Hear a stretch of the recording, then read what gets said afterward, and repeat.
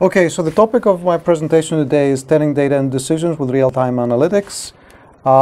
Let's go through the agenda first. First talk about big data versus fresh data analytics, and then talk a little bit about the challenges of unstructured data analytics applications.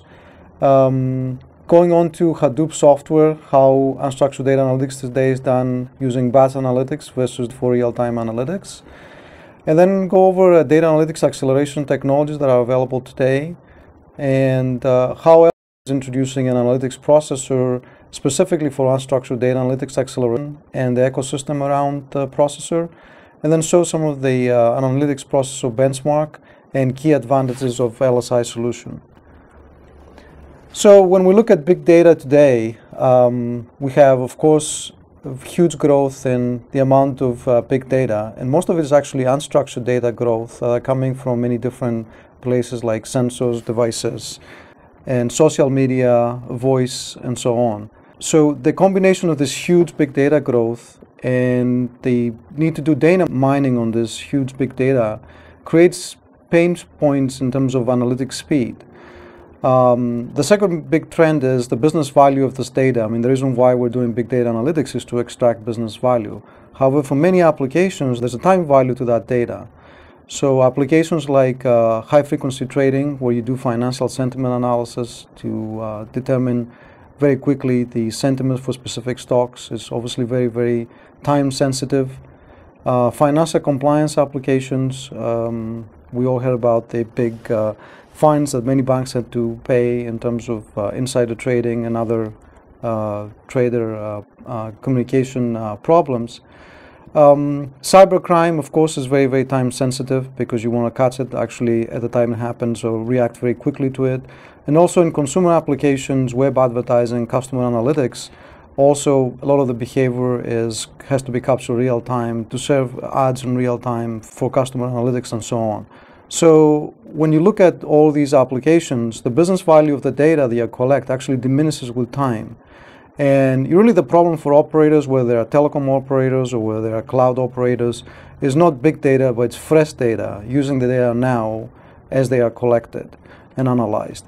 So let's look at some examples of pain points then today, and then the resulting business value from these examples. First is algorithmic trading. For example, using fast and deep analytics of financial news in algorithmic trading. So there's huge volumes of our structured news feeds right now that are being fed into transformed to structured data for algorithmic trading. And really this is very, very latency sensitive. The current state of the art is 100 milliseconds to analyze the news so you can react in terms of the trading speeds. And there's a highly competitive market in quantitative news feeds.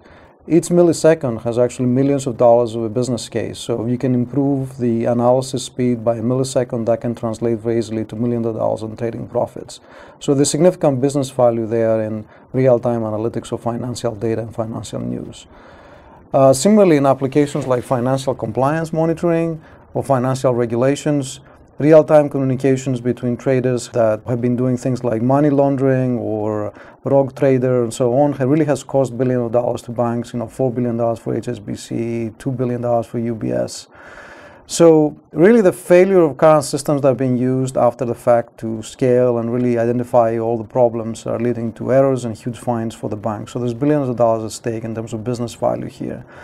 And then in cybersecurity, especially what's called advanced persistent threat, where you have to analyze huge volumes of machine data and you have huge time pressures to defend systems quickly, really at the national level. And one example, the Stuxnet worm that had infiltrated, for example, computer systems around the world.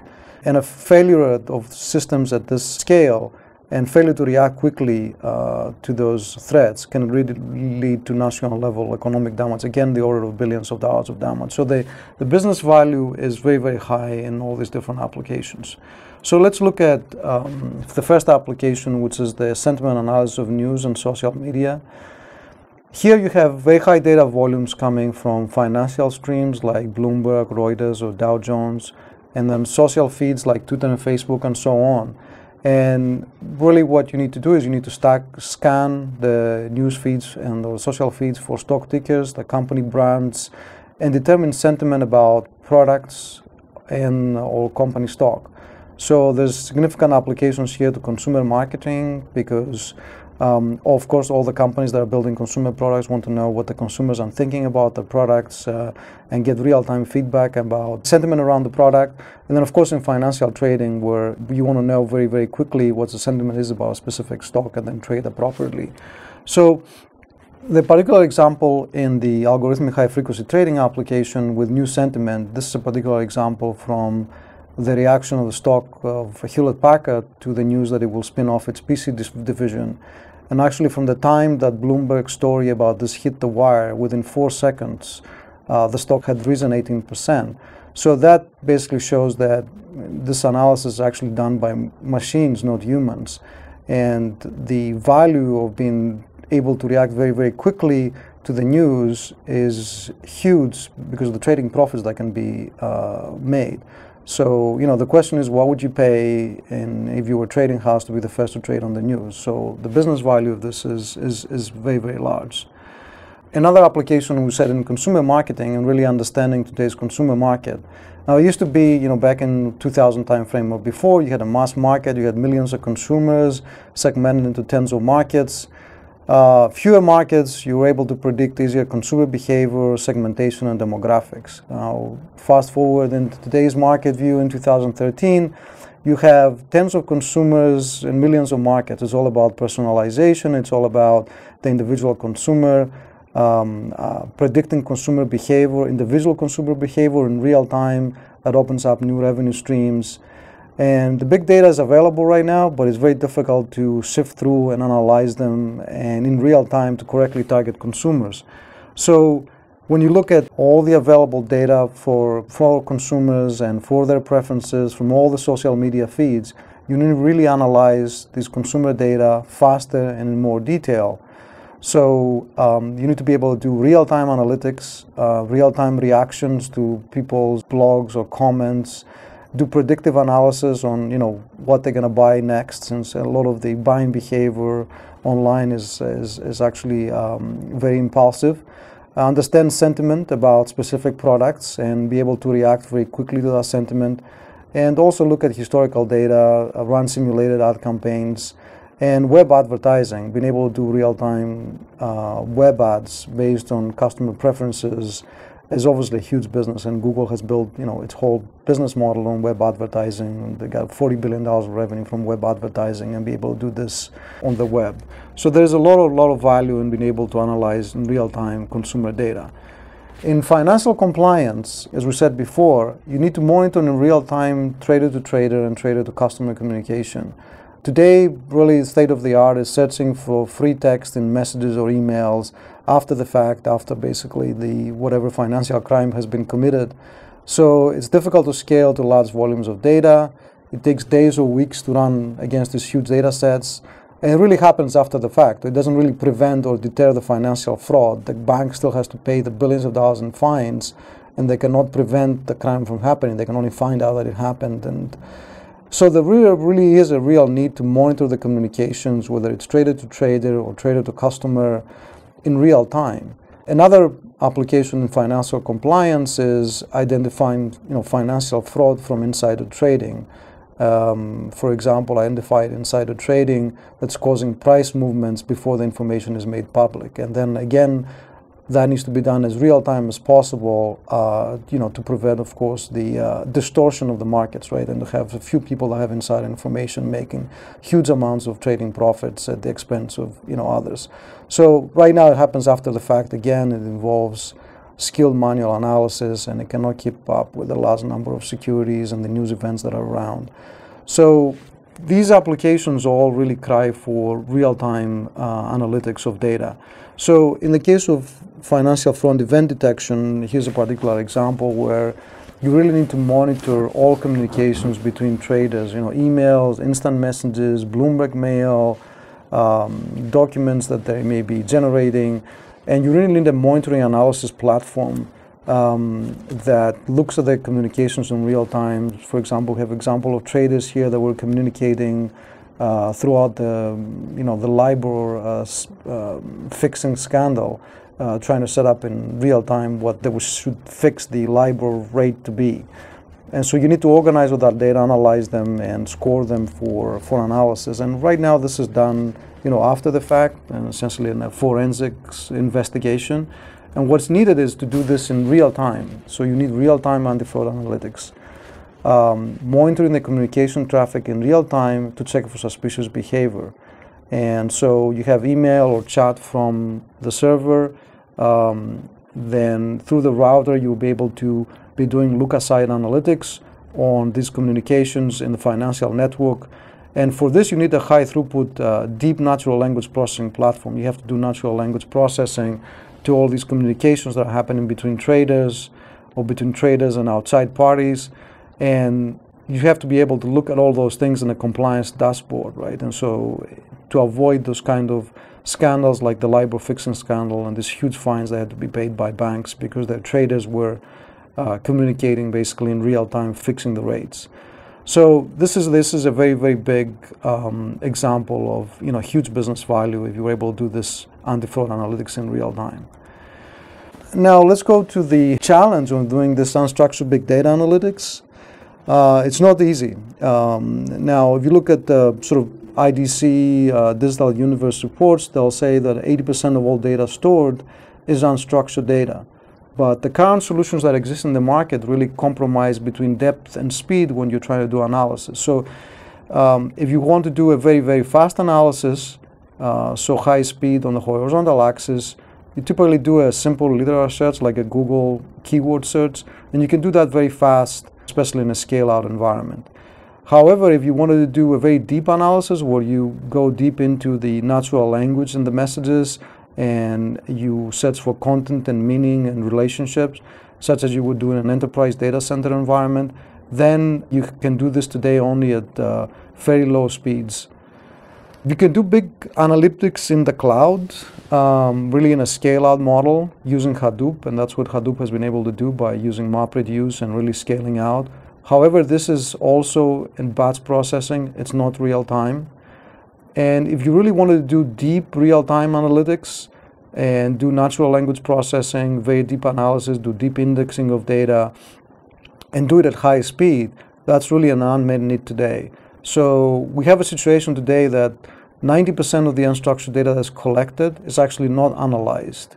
And although we have Hadoop and so on, big data today actually looks like an elephant riding a bicycle because the platforms that we have today are not really optimized to do this at very high speeds. So what we really need is a high-speed platform to be able to do this deep real-time analytics. So if you look at big data analytics applications with Hadoop, and this is sort of a plot of data velocity versus data variety. And the box size in that plot actually indicates the data volume. So this is typical of how you analyze big data. You have the 3 V's of big data: data velocity, data variety, and data volume. And so we plotted this thing in a sort of a 2-dimensional axis here. You have real time on the top, batch data on the bottom, and then structured data and unstructured data. So examples of structured data in batch is databases that are resulting from online transaction processing or used in online transaction processing. Real-time data is data that are coming, let's say, from machine-to-machine sensors or other sources of data that have been generated in real time. If you look at unstructured data in real time, there are things like financial trades and financial news, the trader communication that we talked about, surveillance data, that's a lot of surveillance, speech, text, video, and images. Machine data, which is from the network or server logs, that's a lot of unstructured data. And then social media feeds, as we said, Twitter and Facebook. So if you look at how these real-time unstructured data are analyzed today, what we actually do is we move them into Hadoop and we do batch analytics of real-time data. After that data has been collected, then they're analyzed offline. Now, doing this offline analysis, not in real time, in all these different applications, it lowers the business value of that data. We just show some of the examples of the business value being very high if you're doing this in real time. So although we can do it today, not doing it in real time, it really detracts from the business value we can extract out of that data. So what we really need is real-time analytics for real-time data. So we need a way of taking that real-time data and moving from dispatch mode into real-time analysis, and do this for huge volume unstructured data, and then increase the business value that can extract that data with real-time analytics. What we can actually do is, if we were to accelerate the platforms analytics run on, then we can do real-time analytics with Hadoop. So from the elephant riding a bicycle, now we can actually move all that into real time, and we can have, an elephant riding a Ferrari. So, and that can be used with Hadoop in a scale-out model. So let's look a little bit into the big data analytics technologies, the technologies that are used to actually process the big data, and how we'll be able to accelerate that processing. So for structured big data, whether they're real-time or BATs, the type of analysis typically done on structured data is using numerical processing, and we have very good sort of technologies that have been developed over a long period of time to process very fast numerical data. Most of computing is around numerical data processing. However, for unstructured data, especially real-time unstructured data, the type of processing that you need to do is more natural language or semantic processing. Another type of processing is, especially for surveillance data, is video, image, and speech processing. You need to do, for example, speech to text, and then do natural language processing on that speech. So as the unstructured data volume is much higher, and the underlying computing architectures are more oriented towards numerical processing, really the unstructured data analytics is much more hardware intensive than structured, and requires much more big scale out resources in terms of compute power today. So to make this much more efficient, and both from a sort of a power and scalability and also cost effectiveness and latency standpoint, we need new processing architectures that are optimized for the semantic processing. This is an example of a big data analytics compute and storage data analytics appliance. Typically it would be x86 CPU based with local DRAM and storage pool of hard disk drives.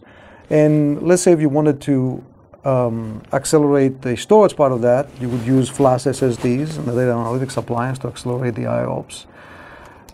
And to accelerate the compute part of the appliance, which is numerical processing for structured data, you would use an architecture which is optimized for numerical processing, which is GPUs. GPUs are built to accelerate originally graphics, so it's basically mathematical operations, and they're much faster than doing that than general purpose x86 CPUs. But if you wanted to accelerate unstructured data analytics, which is more semantic processing rather than numerical processing, you need a different type of architecture, which we call an analytics processor unit, or APU. So that's what we are introducing today. We're introducing an analytics processor unit optimized for semantic processing for data analytics, specifically unstructured data analytics.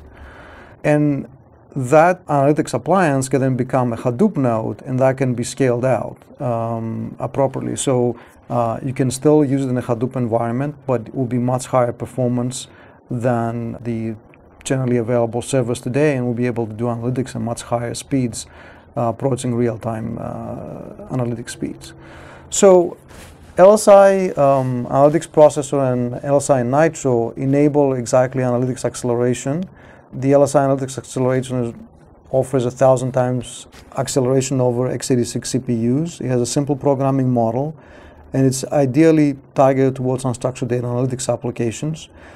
The LSI Nitro SSD application acceleration card is optimized for database access that's used in structured data analytics, and it accelerates both Hadoop and the LSI APU, offering very fast access to primary storage, and a significant reduction in the total cost of ownership. So as we mentioned before, the analytics processor is used in all this type of applications, such as new sentiment analysis for algorithmic trading, real-time financial risk management for compliance monitoring and control, and then social media stream analytics, and even government and national security for cyber threats and so on. The example of a hardware platform that's using LSI's technologies is shown here in one of LSI's ecosystem partners. It includes extreme analytics with multiple LSI analytics engines. It can achieve up to 100 gigabits of throughput total and supports natural language processing and sentiment analysis. It incorporates storage with LSI Nitro 3.2 terabyte PCIe flash cards, and it uses x86 CPUs also as the main processing, quad-socket x86 CPUs. This is an example of an analytics appliance that can be built with LSI's technologies available from LSI's ecosystem partners like Xanadata and Supermicro. And also this is available as a software as a service or platform as a service available from the same sort of ecosystem offerings. This was an example of a hardware platform. So let's look at the software platform here that gets integrated with a hardware platform to really provide a higher level analytics processing. We mentioned that LSI APU offers significant value to sentiment analytics. We're working with two partners in terms of augmenting the values and providing the upper layers of the software stack and the software application in the two application areas of social media, sentiment analytics in the consumer and financial space is Ravenpack and BitTeX, which is more the natural language processing application. The LSI Analytics Processor platform is actually very, very powerful. It can consume 1,000 times Twitter fire hoses in real time. It enables extremely low latency feed from the news event to the stock movement when applied to financial news. Let's look at the first example of how we're working with Ravenpack to generate alpha from unstructured data. You have unstructured information coming from many different disparate financial news sources from social media that gets fed into the analytics functionality that's provided by the Ravenpack engine running on the analytics acceleration hardware from LSI and the hardware ecosystem partners. This does the company name, event type, sentiment, significance extraction of the unstructured data. It generates structured data, which can then be fed into automated models or provided as a service into end customers that are then doing financial trading or into regulatory and compliance applications, as we said before. So when you look at this type of application, there are two critical metrics that are very, very important in this application. One is accuracy. How many parameters are provided, how many entities get extracted out of the data, and how accurate are they? And then latency, what's the delay between getting the news event and then the structured data becoming available that can be fed into the financial trading or the regulatory compliance system. And so both of these, accuracy and latency, are being addressed by LSI's hardware acceleration for structured data analytics. For accuracy, we provide greater analytic depth to improve the accuracy and the value of the information, and then the application optimized silicon that's optimized for the unstructured data analytics processing. It gives huge improvement in the latency. And we'll show some benchmarks later with sort of real examples will show this significant acceleration. The other partner that I want to mention is BitTeX and the social media analytics application. The platform coming from BitTeX, the multi-language, so it can support multiple languages. It can support multi-motion sentiment, become beyond just positive or negative sentiment. And based on LSI's custom acceleration hardware, it achieves very low latency. So the type of examples that the BitTeX software can process using natural language processing, it can process things like opinions about share price movements, or opinions about financial news, what people say about the financial news, expressing their views, whether the story is good or bad news for the stock, showing emotion versus news announcements and so on, or product-based earnings. So what is the feedback from earnings? What is the general feeling after earnings come out? And earnings are many times related directly to consumer actions, how consumers intend to purchase specific products, right? And how do the consumers perceive new product introductions? There's tons of available data on social media about people's liking or disliking a product, people saying why is the reason they're going to buy a product or not buy a product, or what is the value to them about a specific product. All that can be analyzed using BitTeX natural language processing and fed back into a system to be analyzed for customer analytics. And we said doing that in real time is very important to be able to react real time to customer feedback. So the LSI processor enables this real-time deep natural language processing at low latency. So here's some of the customer benchmarks that I promised to show. One is with a financial news provider. When we basically they extract the topics from news stories, typical latency today from the time the event and the news story hits the wire to the time that the extraction is done and fed into algorithmic trading is about 200 milliseconds state of the art. What we have been able to achieve with our hardware acceleration is to achieve the processing time of 100 microseconds from the time the news event hit to the time that the data has been extracted and it's available for trading. So that's 2,000 times faster than what's possibly available today. And as we said in the beginning, every millisecond in this world is worth millions in trading profits.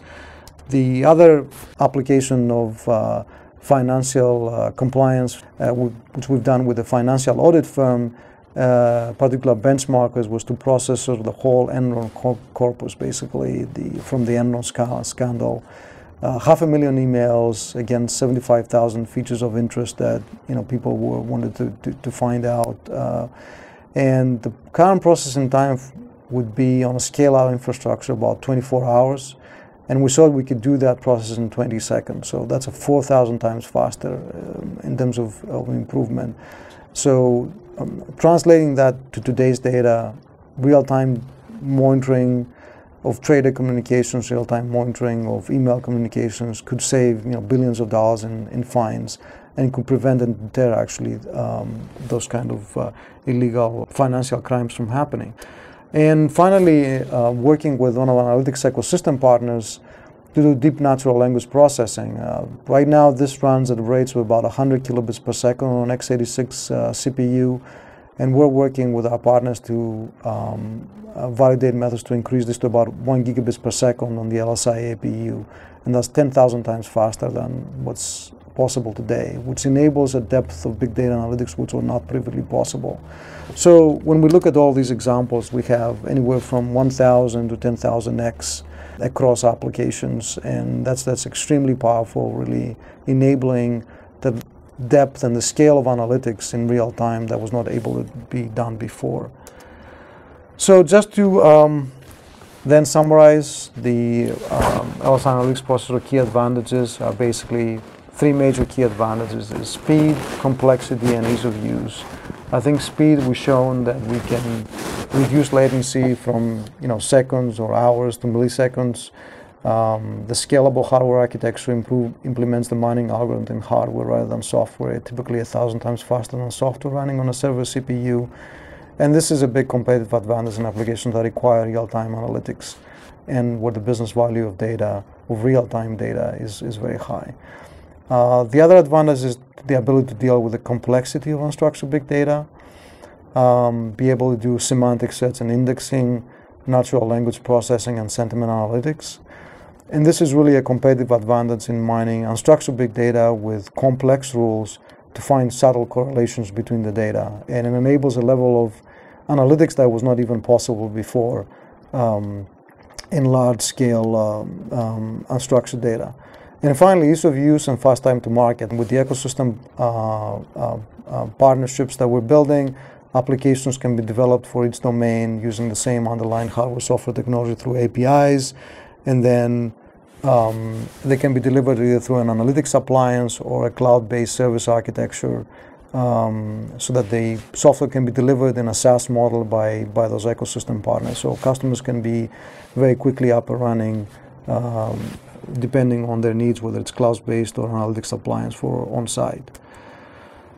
So just to finalize, wanted to talk a little bit about the big data analytics presence at LSI. We have a keynote address by Vince Walden, who's a partner in fraud investigation service, and then Ernst & Young. He's going to talk in detail about how big data detects rogue employees, some of the financial compliance applications that we talked about during this talk. And he's going to go into much more depth about those kind of capabilities that Ernst & Young brings to that financial compliance analytics business. We have a demo at AIS, which is about how to use LSI products for trade monitoring and financial compliance. Again, some of the applications we talked about earlier in the presentation, bringing real-time analytics to big data, for both financial applications, actually some of the social media marketing and customer analytics applications, and then finally concluding this talk is about real-time analytics and how LSI specialized silicon can greatly reduce the compute power that's required for real-time analytics. Thank you very much for your time, and that concludes my talk.